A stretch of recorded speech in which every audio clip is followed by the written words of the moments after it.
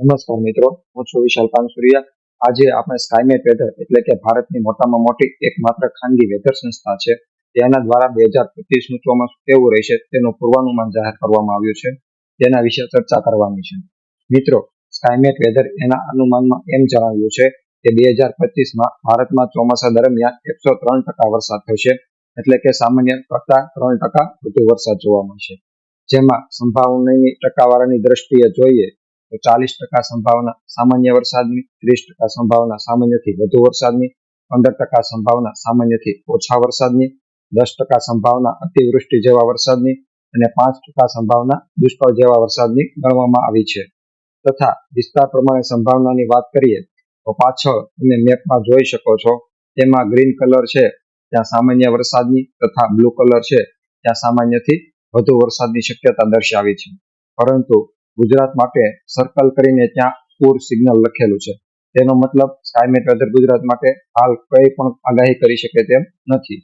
તેવી જ રીતે મહિના પ્રમાણે સંભાવનાની ટકાવારીની દ્રષ્ટિએ જોઈએ તો જૂન મહિનામાં 50% સંભાવના સામાન્ય વરસાદની, 20% સંભાવના સામાન્યથી વધુ વરસાદની, 30% સંભાવના સામાન્યથી ઓછા વરસાદની તથા વિસ્તાર પ્રમાણે પાછળ મેપમાં જોઈ શકો તેમ ગ્રીન કલર છે ત્યાં સામાન્ય વરસાદની તથા બ્લુ કલર છે ત્યાં સામાન્યથી વધુ વરસાદની શક્યતા દર્શાવી છે.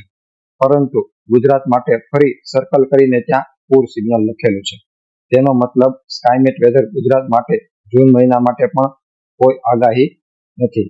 હવે જુલાઈ મહિના માટે 60% સંભાવના સામાન્ય વરસાદની, 20% સંભાવના સામાન્યથી વધુ વરસાદની, 20% સંભાવના સામાન્યથી ઓછા વરસાદની તથા વિસ્તાર પ્રમાણે પાછળ મેપમાં જોઈ શકો છો તેમ ગ્રીન કલર છે ત્યાં સામાન્ય વરસાદની તથા બ્લુ કલર છે ત્યાં સામાન્યથી વધુ વરસાદની શક્યતા દર્શાવી છે.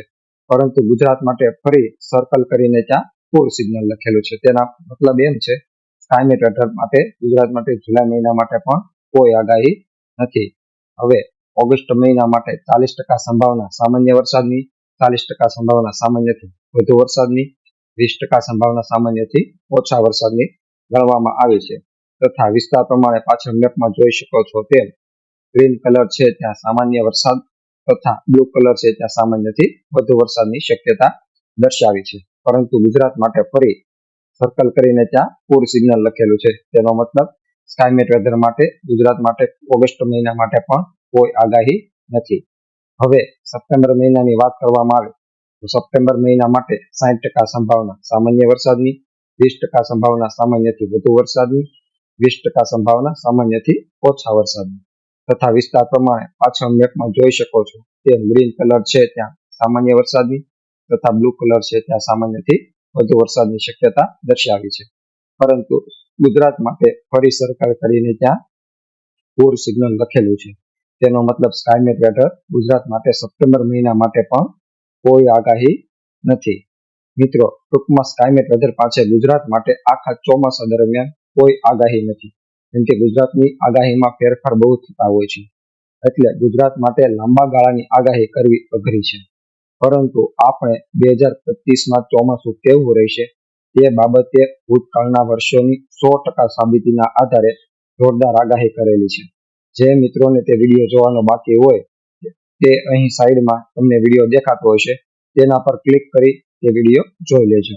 એટલે તમને ગુજરાતમાં પણ ચોમાસું કેવું રહેશે તે બાબતે ખ્યાલ આવી જશે. ચેનલમાં નવા આવેલા મિત્રો નીચે સબસ્ક્રાઇબના બટન પર ક્લિક કરી બેલ આઇકોન દબાવી દેજો, એટલે આવા જ અગત્યના વિડીયો તમને મળતા રહે. આભાર.